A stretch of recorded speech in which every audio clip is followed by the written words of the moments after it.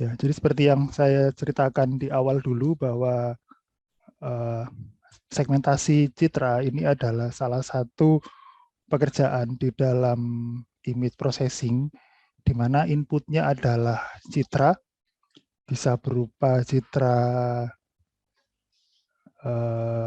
RGB, bisa juga berupa citra gray. Nah, outputnya itu juga berupa citra ya, dan umumnya itu berupa citra biner. Nah, kenapa biner? Biasanya kita ingin mempelajari atau mengolah bentuk dari sebuah objek itu sangat mudah kalau kita merepresentasikan objeknya itu adalah putih, kemudian selain objek yang kita cari itu menjadi hitam. Nah, contoh di sini ini adalah sebuah citra, isinya adalah sebuah bangunan, building. Nah, kalau tujuannya itu adalah kita mau menemukan garis-garis yang membentuk atau membuat atau menunjukkan bentuk dari rumah, maka yang kita butuhkan adalah garis-garis bentuknya, garis-garis tepinya. Ya, jadi kalau rumah ini ada atap begitu ya. Nah, berarti ada garis batas yang menunjukkan atapnya, kemudian garis depannya, kemudian ada jendela-jendelanya. Jadi ini yang nanti akan menunjukkan garis-garis batas yang garis-garis batas dari rumah. Nah, jadi kalau tujuannya itu untuk mencari garisnya, maka garis tersebut atau tepi dari objek tadi itu adalah objek yang kita cari. Tapi kalau misalnya yang kita cari itu adalah rumahnya, ya area dari rumahnya, maka nanti yang harus kita lakukan adalah bagaimana kita bisa memutihkan semua piksel dari objek rumah ini. Sedangkan yang bukan rumah, misalnya seperti ini ya, langit ini, maka ini yang kita buat hitam. Sedangkan yang rumah, semuanya ini kita jadikan putih, kita usahakan menjadi putih. Itu kalau mau yang disegmentasi itu adalah area dari rumahnya. Kalau contoh yang di depan ini adalah bagaimana mengambil eh, tepi dari setiap tepi yang ada di dalam objek tadi. Gitu ya. Jadi memang tergantung tujuannya, mau apa, mau mencari garis, titik, atau mencari region. Nah, jadi gitu ya, konsep dari segmentasi itu kita membagi citra ke dalam sejumlah region atau objek. Jadi bagaimana memisahkan antara objek dengan background, intinya di situ. Objek di sini adalah pixel mana yang mau kita cari. Makanya tergantung dari persoalannya yang diselesaikan. Mau menyelesaikan pemisahan seluruh pixel dari objek ya dari background. Berarti itu kalau contoh tadi adalah semua pixel di area rumah. Tapi kalau yang dicari itu adalah tepinya, tepi dari garis-garis membentuk objek tadi, maka itu adalah objek yang kita cari ya, garisnya itu, tepinya itu adalah objek yang kita cari. Selebihnya baik berupa region tengah-tengahnya objek maupun background itu yang akan kita hitamkan. Nah, proses segmentasi itu berhenti ketika objek yang kita inginkan itu dalam aplikasi telah terisolasi. Terisolasi di sini artinya sudah terpisahkan secara baik ya, semaksimal mungkin dari background. Makanya biasanya kebanyakan itu kita mengolahnya pada citra biner. Dan nanti kalau sudah terbentuk dengan benar objek yang kita cari, baru akan kita tempelkan kepada citra yang originalnya, sehingga nanti seluruh pixel pada area objek itu warnanya akan kembali menjadi seperti awal, sedangkan backgroundnya akan tetap hitam. Nah, ini contoh segmentasi itu pemeriksaan otomatis pada rakitan produk elektronik. Mungkin pernah saya tunjukkan ya citra yang seperti motherboard itu di pertemuan sebelumnya.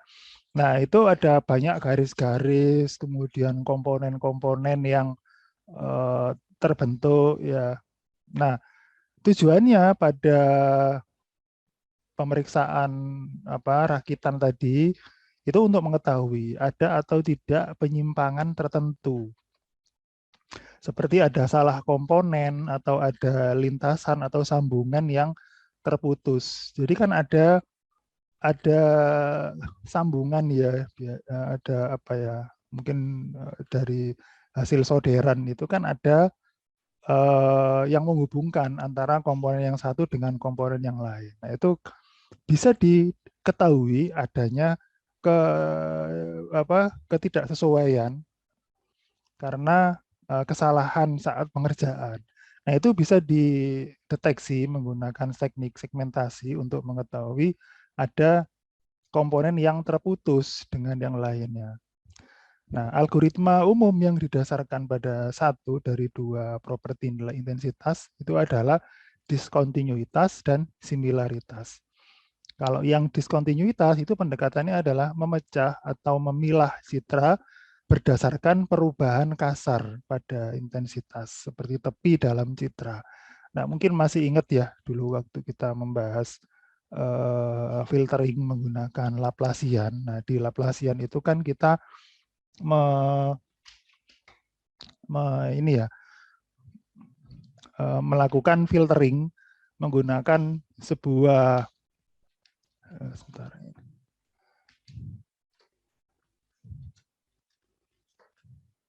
Kita melakukan filtering menggunakan sebuah filter yang kita dapatkan dari turunan pertama dan kedua. Jadi turunan pertama itu dari arah kiri ke kanan, turunan kedua dari kanan ke kiri. Nah, ketika melalui kedua turunan itu ternyata menghasilkan sebuah filter Laplacian yang berguna untuk mendapatkan atau menajamkan atau meng-highlight pixel yang berada pada daerah transisi antara misalnya dari gelap ke terang atau dari terang ke gelap gitu ya. Nah, itu adalah tepi biasanya. Nah, itu menggunakan kategori yang pertama yaitu diskontinuitas, adanya keterputusan hubungan. Jadi ketika ada dari pixel satu ke tetangganya, ketika dia sama itu continue dia karena intensitasnya itu serupa atau sama. Tapi ketika berubah drastis itu berarti diskontinuitas. Kemudian kategori yang kedua, similaritas, itu didasarkan pada pemecahan citra ke dalam region yang sama menurut sejumlah kriteria yang kita definisikan seperti thresholding, kemudian region growing, region splitting, dan merging. Ini beberapa teknik dasar di dalam pengolahan citra yang sudah banyak dikenal, juga sudah banyak digunakan. Nanti akan kita bahas satu persatu. Yang pertama adalah deteksi tepi. Kalau deteksi tepi ini pendekatan yang paling umum untuk mendeteksi diskontinuitas pada nilai intensitas. Nah, rumus dasarnya itu sebenarnya adalah rumus turunan pertama atau gradien. Ya. Nah, kalau gradien itu diturunkan pada arah horizontal dan vertikal, maka rumusnya menjadi ini ya, gradien jarak vektor itu dari magnitud arah horizontal dan vertikal. Jadi G ini yang arah X dan arah Y-nya. Cuman karena menggunakan rumus Euklidian, maka di kuadrat ya dari jarak horizontal dan vertikal, kemudian dijumlahkan, kemudian diakar. Nah, ini bisa juga disederhanakan menggunakan nilai absolutnya. Jadi tidak perlu dikuadratkan, tapi langsung aja diambil selisih mutlaknya, nilai mutlaknya antara vertikal dan horizontal. Kemudian ini kalau diturunkan lagi, ya, ternyata ini akan kembali lagi menjadi rumus Laplacian, menjadi filter penajaman. Nah, operatornya ya sama ya dengan yang sebelumnya, yaitu ada Sobel, ada Prewitt, dan ada Robet. Jadi pada turunan kedua itu sebenarnya akan kembali menjadi Laplacian. Ini ada dikembangkan lagi ya, dikembangkan lagi menjadi Sobel. Nah, jadi cirinya pada filter Sobel sebenarnya ini secara general sama juga dengan Laplacian. Kenapa? Karena filternya ini kalau dijumlahkan itu sama dengan 0. Cuma pada Sobel itu di ini ya simetris. Jadi ada negatif sama ada positif sama negatif juga. Nah, penataannya kalau Sobel itu 3 kali 3, kemudian nilai bobotnya adalah -1, -2, -1, kemudian 0, 0, 0, kemudian 1, 2, 1. Jadi simetris ya. Kalau dijumlahkan akan sama dengan 0. Ini yang untuk filter arah horizontal, GX-nya. Kemudian GY-nya yang arah vertikal, itu diputar aja filternya. Jadi diputar arahnya menjadi gini, -1, -2, -1, 0, 0, 0, 1, 2, 1. Ini yang arah vertikal. Nah, jadi kalau diambil rumus hitungannya, ya, hitungan matematiknya menjadi seperti ini sebenarnya untuk yang vertikal. Z7 ditambah 2 kali Z8 ditambah Z9. Kemudian yang vertikal itu Z3, Z6, dan Z9. Oh ya, ini sama ini ya yang bawahnya ini juga. Z1, Z2, dan Z3. Ini Z1, Z4, dan Z7. Ini hitungannya, ya hitungan matematisnya. Nah, secara apa namanya bobot dari setiap komponen dari filternya itu seperti ini. Ini sama sebenarnya ya. Jadi ini +1, +2, +1, kemudian ini yang -1, -2, -1. Cuma minnya dipisahkan di luar. Ini juga begitu. Nah, ini juga ada lagi yang mengembangkan menjadi pre-width. Nah, yang pre-width itu sama dengan Sobel, tetapi bobotnya itu disamakan semua. Jadi kalau yang Robert itu -2 tengahnya, maka yang pre-width ini -1. -1 sama 1. Jadi kalau dijumlahkan itu tetap menjadi 0. Ini yang arah horizontal. Yang arah vertikal juga sama. Bobotnya sama semua. -1 dan 1. Sehingga kalau di rumus matematiknya itu juga menjadi seperti ini ya. Jadi yang Z7 ditambah, oh ini harusnya nggak pakai 2 ya. Tapi langsung Z7 ditambah Z8 tambah Z9 dikurangi jumlah Z1, 2, dan 3. Ini juga begitu. Kemudian untuk yang Robert, nah Robert ini juga mengembangkan lebih kecil lagi. Jadi tidak menggunakan filter berukuran 3 kali 3, tapi menggunakan 2 kali 2. Jadi -1 sama -1, ini mestinya 1 ya. Kemudian ada 0 dan 0. Jadi filternya ukuran 2 kali 2. Kalau seperti ini, pusat dari filternya ada di mana? Nah, sebenarnya bebas sih ya, tapi ada juga yang bersepakat bahwa di salah satu ya, di pojok kiri atas ini yang menjadi pusat dari filternya. Cuma bagaimana nanti implementasi di programnya, karena kan tidak bisa ya pusatnya berada di pinggir. Nah, biasanya diakali dengan tetap menggunakan matrik 3 kali 3, tetapi yang lainnya 0, kemudian pusatnya di sini -1. Yang ini 1. Ini yang untuk arah horizontal. Yang arah vertikal juga begitu ya, cuma ini kan diagonal. Jadi ini diagonal ke kanan, ini diagonal ke kiri.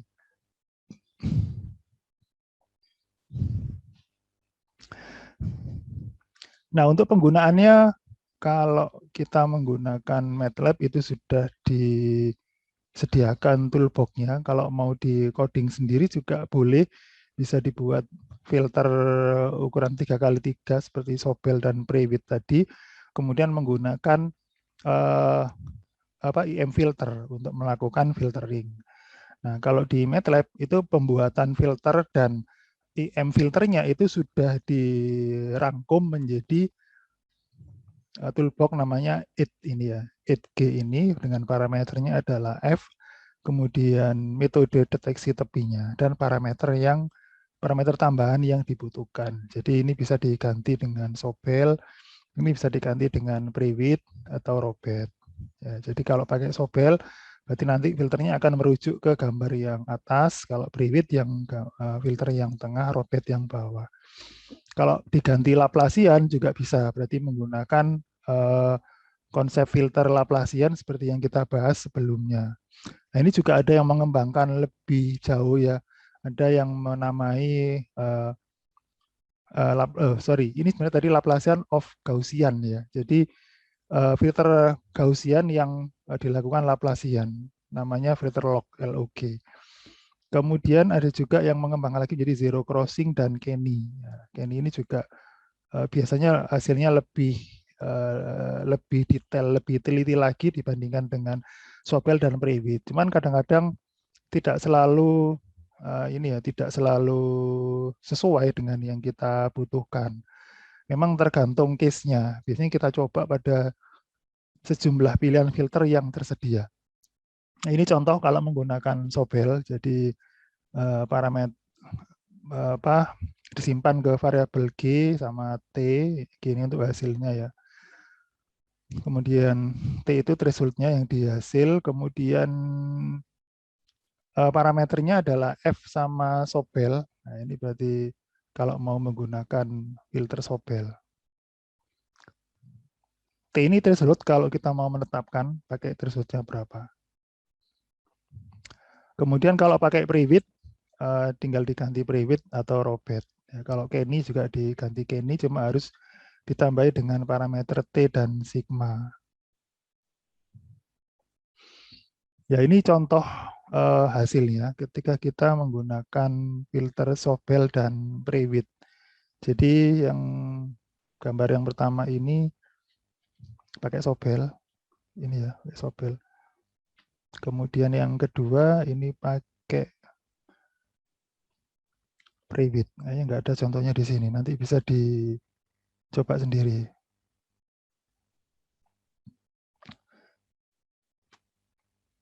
Ini thresholdnya otomatis. Kalau ini ada juga ini yang thresholdnya pakai kita definisikan di sini ya. Thresholdnya 0,05. Kemudian ini yang pakai log Laplacian of Gaussian. Jadi dilakukan filter Gaussian dulu, dihaluskan pakai Gaussian, kemudian dilakukan Laplacian. Jadi pada satu sisi bisa lebih baik ya. Jadi ada beberapa tepi yang lebih sempurna didapatkan menggunakan LOG ini ya, terutama pada garis-garis di bagian jendela itu ya. Itu kan jendela dan ini yang garis atas ini itu lebih baik dibandingkan dengan yang sebelumnya. Cuma ada beberapa yang over ya, terutama ini seperti di langit ini kan sebenarnya nggak ada ini, tapi di sini malah muncul. Ini memang efek dari filter Gaussian-nya yang memunculkan ini. Terus ini yang menggunakan deteksi tepi Kenny. Jadi untuk langit sempurna sama dengan yang lain. Kemudian di garis-garis di bagian rumah jendela-jendela ini ada banyak yang over ya. Jadi memang ini bisa dari parameternya yang harus dilakukan percobaan dengan nilai-nilai beberapa pilihan nilai gitu ya, atau memang metodenya yang bisa terjadi over segmentation di sini. Jadi biasanya kita coba pada beberapa metode deteksi tepi mana yang lebih baik. Jadi kita akan ambil hasil segmentasi yang garisnya itu paling bagus, tapi juga tidak terjadi over segmentation. Kalau yang Kenny ini over ya, over segmentation. Kemudian yang LOG ini juga lebih baik daripada yang Sobel, tetapi ada over-overnya di sini. Tapi sebenarnya ini masih bisa ditutupi dengan pre-processing yang lain ya, misalnya dengan teknik morfologi yang kemarin kita bahas. Ya, itu untuk deteksi tepi. Ini resource lain kalau mau bereksplorasi di Python ya, mau pakai region base maupun pakai Sobel dan Laplacian, bisa dibuka di sini. Ya, kemudian teknik yang kedua, deteksi tepi tadi ya, ini yang ke similarity. Nah, pertama adalah thresholding. Kalau thresholding ini Konsepnya sebenarnya sama dengan yang pernah kita bahas waktu kita membahas warna. Jadi bagaimana kita mengkonversi dari citra gray menjadi citra biner. Nah, itu kan ada sebuah nilai threshold yang kita tentukan atau kita hitung secara otomatis menggunakan gray trace. Itu dihitung secara ini ya, maksudnya otomatis sebenarnya dihitung juga dari kondisi sebaran piksel berdasarkan histogramnya juga. Tapi kita juga bisa mendefinisikan sendiri. Nah, sebenarnya kalau kita lakukan analisa secara visual, sebenarnya kadang ada beberapa histogram yang bisa kita analisis secara mudah. Contoh nih, kalau di sini itu ada sebuah histogram yang terdiri dari dua bukit seperti ini.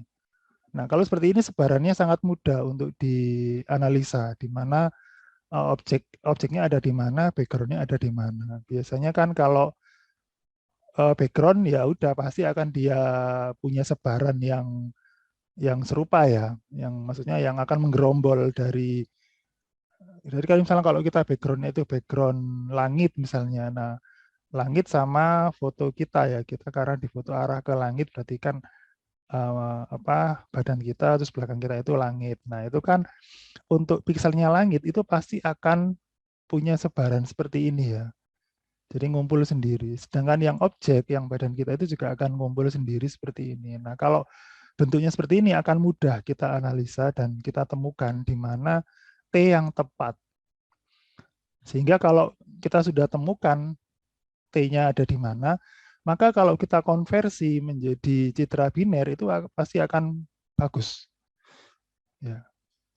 Makanya biasanya kalau dalam pekerjaan pengolahan citra computer vision itu kalau untuk tahap eksperimen itu biasanya kita kondisikan agar mudah untuk dipisahkan antara objek dengan background, maka objeknya dibuat kontras dengan objek dan seragam. Jadi kalau terang putih ya udah putih semua backgroundnya. Kalau hitam ya hitam semua. Nah, sehingga kalau contoh ada sebaran yang dua bukit seperti ini, kita bisa pilih T di antara dua bukit ini. Jadi kalau nggak yang kiri atau yang kanan, ini yang objek, sedangkan yang lainnya background. Ada juga kondisi yang seperti ini. Jadi ada background yang gelap dan ada background yang terang. Sedangkan objeknya itu yang abu-abu. Nah, seperti ini. Berarti kalau seperti ini kita butuh dua threshold ya, T1 sama T2. Jadi nanti secara teknis nilai piksel yang lebih rendah daripada T1 akan dipaksa menjadi hitam, yang lebih tinggi daripada T2 akan kita paksa menjadi hitam juga. Sedangkan yang lainnya akan kita jadikan putih sebagai batas dari objek. Jadi sekali lagi ini kalau mempunyai kecenderungan warna yang homogen dan terletak pada kisaran keabuan tertentu, itu mudah untuk dianalisa dan ditemukan threshold-nya.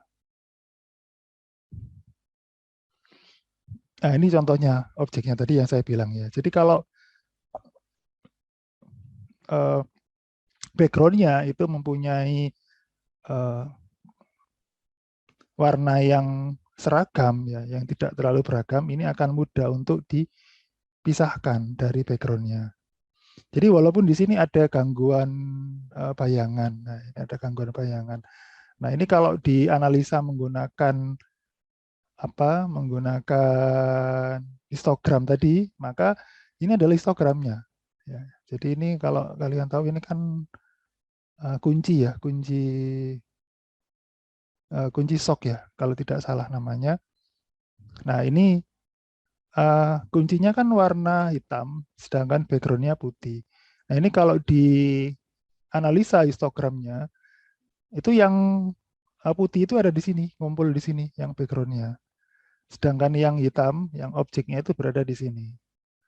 Nah ini yang saya tadi bilang ya. Jadi kalau background-nya sendiri itu juga akan membentuk sebuah daerah histogram tersendiri. Jadi yang rendah-rendah ini mungkin ya memang ada sedikit-sedikit ya. Nah, jadi yang grafiknya tinggi ini yang dominasi warna putihnya background. Nah, membentuk seperti ini. Sedangkan yang objeknya yang warna gelap ini membentuk histogram di sini. Jadi ini kalau seperti ini sangat mudah untuk dipisahkan. Kita pilih T aja di antara sini sampai sini ya. Ini pasti bagus hasilnya. Nah, biasanya kalau kita membuat sebuah aplikasi yang levelnya masih eksperimen untuk melakukan deteksi keberadaan objek misalnya. Nah, itu kalau dikondisikan dengan background yang seragam, yang beragam seperti ini mudah untuk dipisahkan. Biasanya begitu ya. Begitu. Kalau kita lihat di penelitian skripsinya kakak kelas kalian itu seperti itu. Jadi backgroundnya dibuat seragam. Kalau objeknya hitam, backgroundnya putih. Kalau objeknya putih, maka background dibuat hitam. Nah, ini hasilnya ketika di thresholding menggunakan fungsi gray trace dan dikonversi menjadi citra biner, maka yang hitam ini adalah objeknya, agak kebalik ya. Sedangkan yang putih ini adalah background-nya. Ya, karena memang apa tadi ya? Karena memang background-nya hitam, sehingga hasil segmentasinya ya hitam.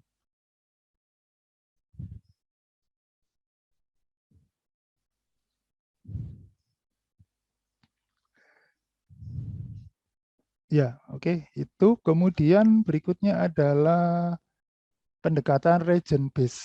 Ya, ini berbasis region. Nah, ini biasanya kita mempelajarinya itu pada berbasis area. Ya, cuma kekurangannya ini belum tentu menghasilkan wilayah yang bisa bersambung antara region yang satu dengan yang lain. Belum tentu bisa disambungkan karena ada pendekatan yang dibentuk sendiri-sendiri dulu, kemudian digabungkan atau dimulai dari beberapa seed atau bibit ya, kemudian ditumbuhkan. Nah, kalau teknik yang region based seperti ini kita memerlukan kriteria uniformity, keberagaman dari pixel-pixel, kemudian kita memerlukan penyebaran seed atau dapat juga dengan pendekatan scanline. Scanline itu berarti per baris ya dibaca. Nah, kemudian baru dilakukan proses region growing. Cuman ya ini kelemahannya itu ada region-region yang bisa jadi tidak teridentifikasi karena tidak dikenali di dalam kriteria keragaman yang kita tetapkan. Nah, metode yang pertama itu adalah ini konsepnya ya. Jadi kita anggap himpunan R itu adalah seluruh daerah citra. Kemudian kita mempartisi R menjadi daerah-daerah R1, R2 hingga Rn. Jadi R itu kan seluruh areanya kita bagi menjadi beberapa R sehingga memenuhi syarat bahwa R1 union R2 union R3 hingga Rn itu sama dengan R. Kemudian RI itu adalah daerah yang terhubung. Ini yang RR tadi ya. Terus irisannya kosong, berarti tidak boleh saling beroverlap. Kemudian PR1 itu sama dengan true, kemudian yang unionnya itu sama dengan false. Jadi tidak boleh beroverlap. P adalah predikat atau kriteria tertentu yang harus dimiliki oleh suatu daerah.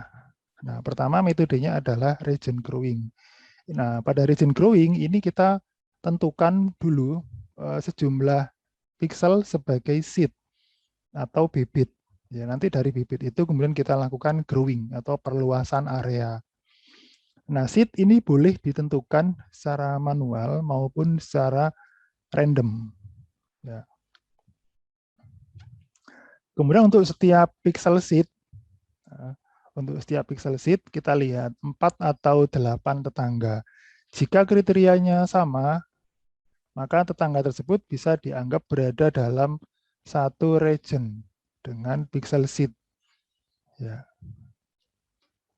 Kemudian kita teruskan langkah tadi dengan mengecek tetangga dari tetangga yang sudah kita cek dan seterusnya. Jadi diproses ke tetangga sebelahnya, dari sebelahnya ke sebelahnya lagi, sebelah ke sebelahnya lagi selama memenuhi kriteria 4 dan 8 tetangga. Jadi kriterianya bisa berupa perbedaan keabuan dengan seed. Jadi kalau 4 tetangga berarti atas, bawah, kiri, kanan. Kalau 8 berarti sekeliling. Nah itu perbedaannya berapa? Kalau perbedaannya kurang dari batas yang ditentukan, maka dia menjadi areanya, gitu ya.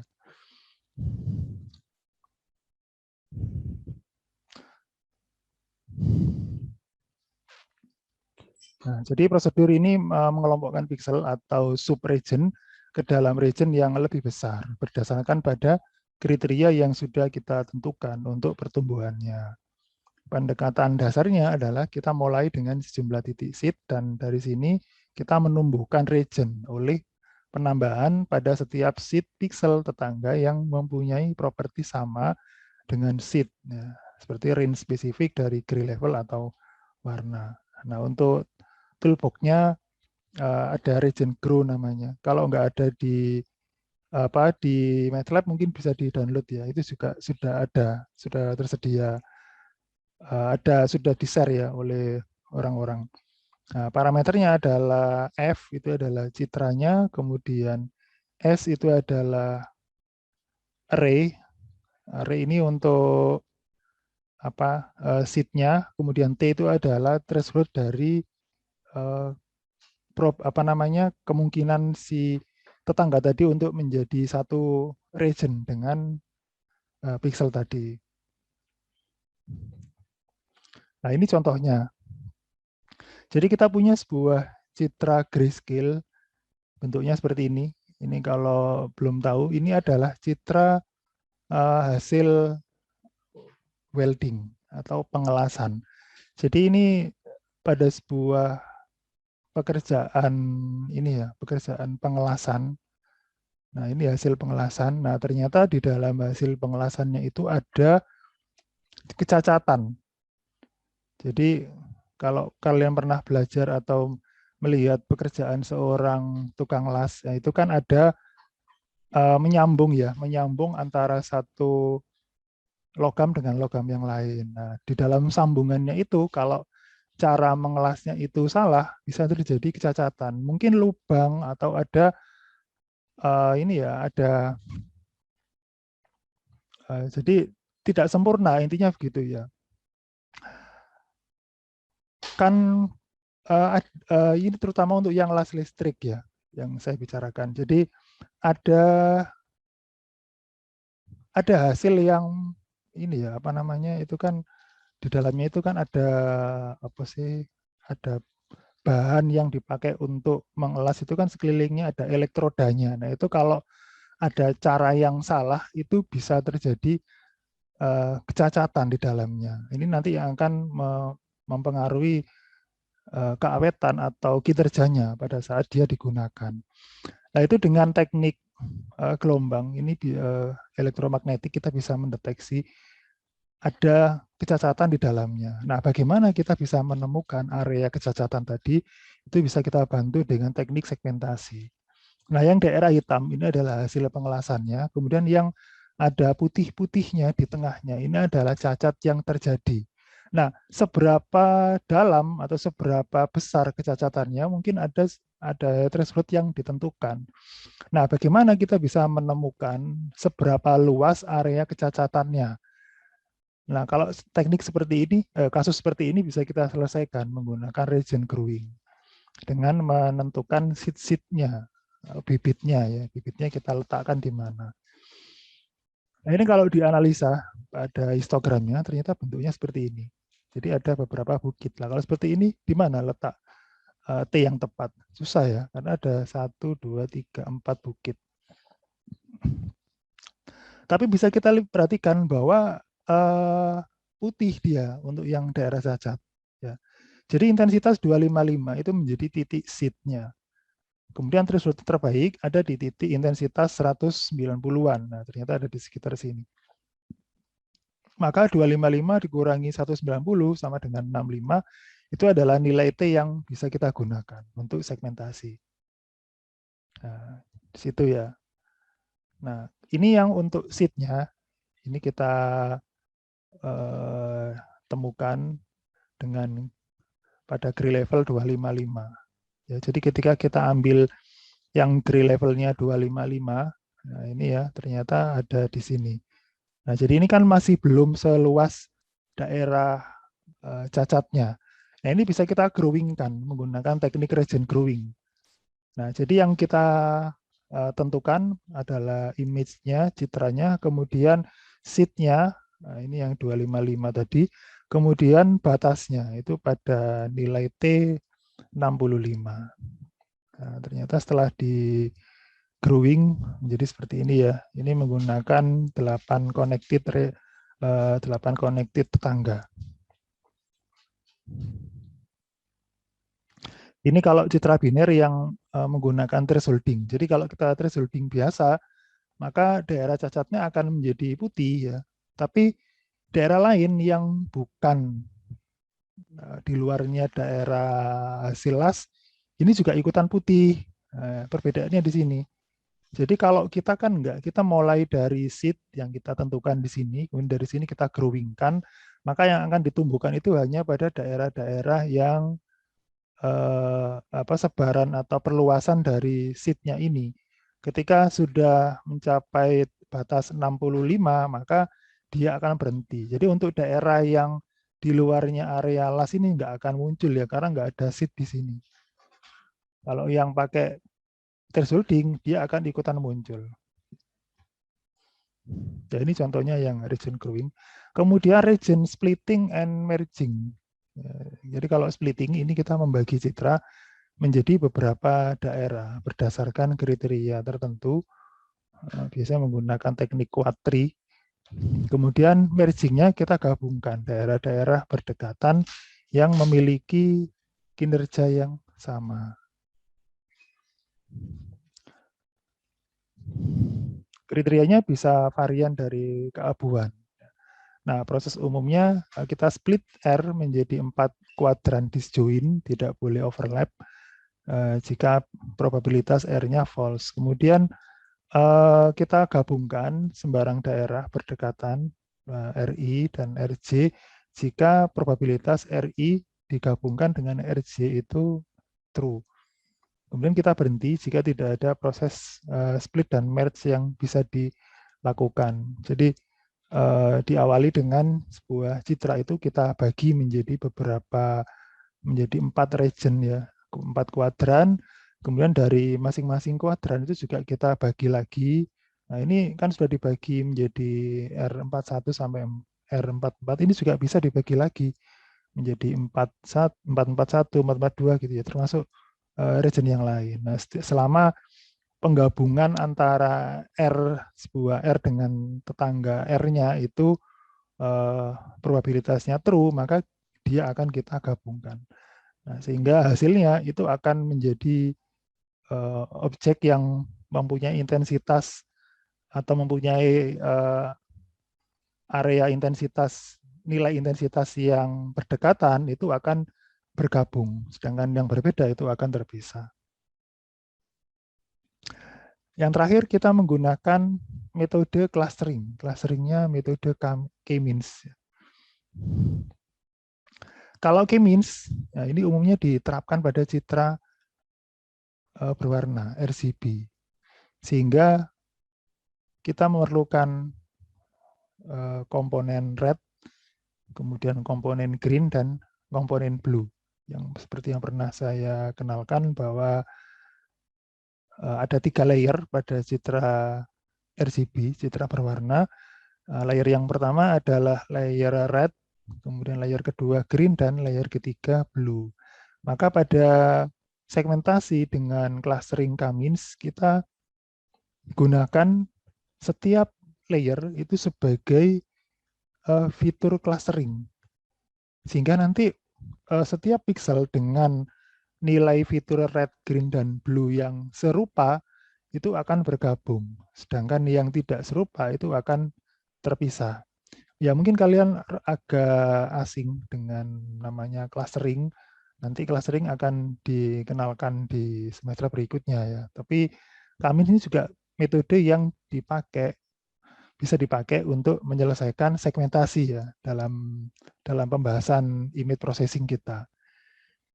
Nah, jadi karena citra itu berukuran M kali N kali 3 dimensi, M itu kan panjang, N itu tinggi dari citra, kali 3 dimensi ya, ini RGB, maka kita harus mereshape dulu, karena pada clustering itu datanya harus menjadi matrik 2 dimensi, sedangkan ini kan 3 dimensi.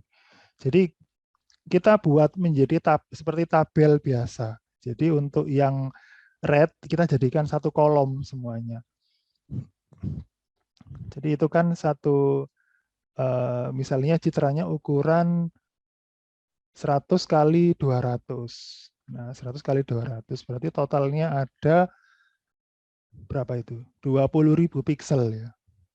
100 kali 200, 20.000 piksel. Nah, untuk yang layer red kita ubah menjadi 20.000 baris. Yang green juga kita ubah menjadi 20.000 baris. Yang blue juga kita ubah menjadi 20.000 garis. Sehingga menjadi 3 kolom. Satu layer tapi 3 kolom. Nah, baru kita lakukan clustering. Nah, ini ya menjadi 3 kolom, 2 dimensi. Kemudian kita lakukan clustering dengan K-means sehingga kita dapatkan indeks dari setiap pixel yang nanti menyatakan nomor klaster yang diikuti. Jadi nanti akan terbentuk secara otomatis dengan kemiripan pixel RGB tadi. Yang mirip itu akan bergabung menjadi klaster sendiri, yang berbeda akan terpisah pada klaster yang lain. Baru setelah itu indeksnya akan kita kembalikan menjadi matrik M kali N kali satu layer, sehingga menjadi citra 2 dimensi seperti semula, tetapi dengan nilai indeks yang berbeda pada setiap objek yang ditemukan. Ini contohnya. Jadi di sini kita ada sebuah citra daun, ini daun mangga. Nah, di daun ini ada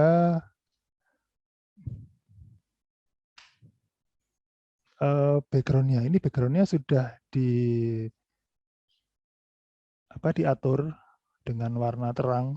Ini cuma karena ini pengaruh pencahayaan sehingga nggak terlalu terlihat terang gitu ya background-nya.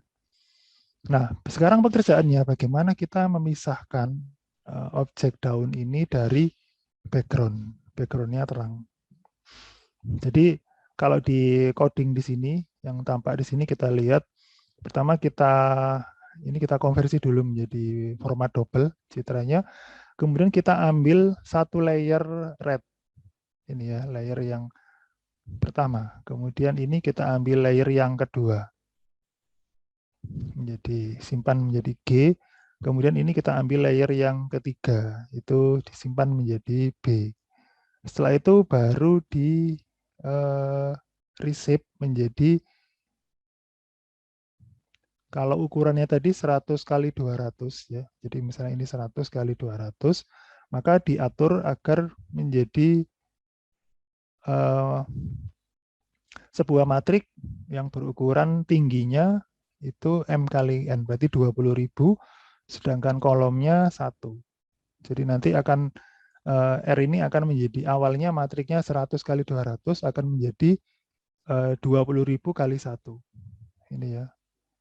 Ini kan 100, ini 200. Jadi akan menjadi matrik berukuran 200.000 kali 1. Yang G juga begitu, menjadi matrik satu kolom, 20.000 baris dikali satu kolom. Yang blue juga gitu, matrik 20.000 dikali satu kolom. Baru kemudian digabungkan menggunakan cat ini ya. Jadi ini kita menggabungkan 3 matrik ini menjadi satu, tapi pada sisi kolomnya ya, parameternya 2 ini untuk kolomnya. Sehingga dari sini akan kita dapatkan sebuah matrik RGB barisnya 20.000, kolomnya 3. Nah, ini karena kita gabungkan RG dan B menjadi satu matrik 20.000 baris, 3 kolom. Kemudian selanjutnya kita lakukan clustering. Nah, clusteringnya kita menggunakan k-means. Ini saya tidak perlu menjelaskan algoritmanya k-means ya. Nanti bisa kalian lihat di pembahasan saya di video yang lain yang tentang clustering. Ya, bisa disimak di sana yang membahas data mining ya, yang membahas clustering. Nah, parameternya di sini kita menggunakan jumlah klasternya 3. Loh Pak, kenapa kok 3? Padahal kan ada 2 ya, daun sama background. Nah, sebenarnya boleh sih, boleh kita menggunakan clusteringnya 2.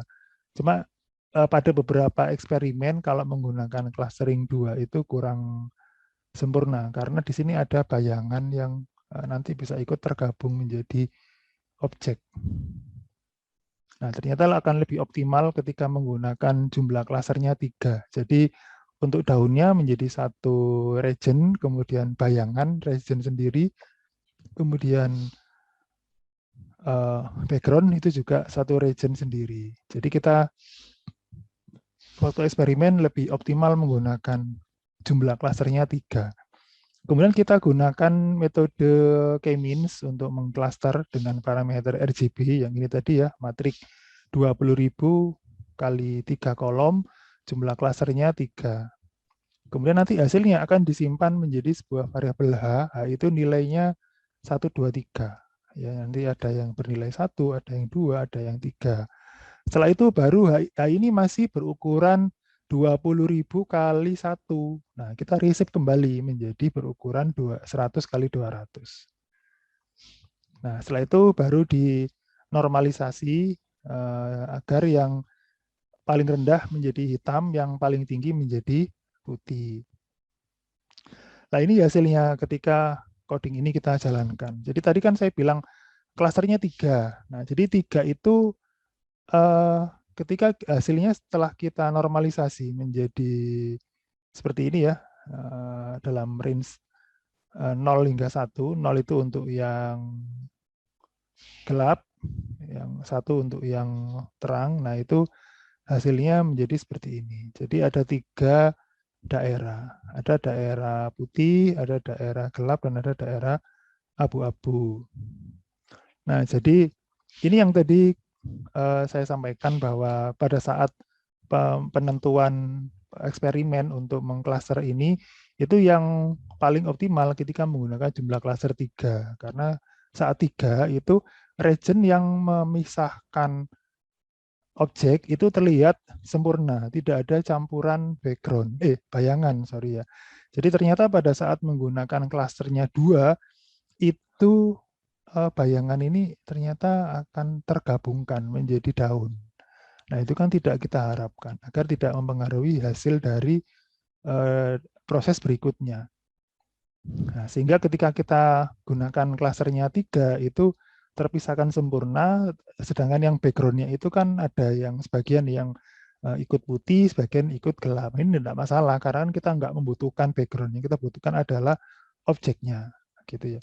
Loh Kak, berarti boleh juga menggunakan C-nya 4? Boleh. C-nya menggunakan 4, 5, 6 boleh, selagi kita bisa memisahkan objek dari background yang kita butuhkan. Jadi background-nya mau terpecah menjadi beberapa kelompok warna pun ya terserah saja ya. Yang penting objeknya bisa kita segmentasi secara sempurna. Nah, karena k-means itu sifatnya acak ya, mulai starting point-nya itu acak, maka bisa terjadi ketidaksamaan hasil antara percobaan pertama dengan percobaan kedua. Kalau pada percobaan yang pertama itu objeknya abu-abu, sedangkan pada percobaan kedua dapatnya putih. Ya, ini mungkin kebetulan pada saat percobaan pertama itu dapatnya angka 2 ya waktu ini ya. Klasternya dapat nomor 2, sedangkan yang ini dapat nomor 3 sehingga menjadi putih. Bisa aja pada hasil yang lain itu menjadi hitam karena dapatnya angka 1 gitu. Gitu ya. Ini kalau mau coba di Python untuk clustering menggunakan k-means, kita pakai OpenCV di sini ya. Boleh dieksplorasi di sana. Iya, saya rasa itu dulu yang bisa saya sampaikan pada pembahasan segmentasi kali ini. Silakan jika ada yang mau ditanyakan.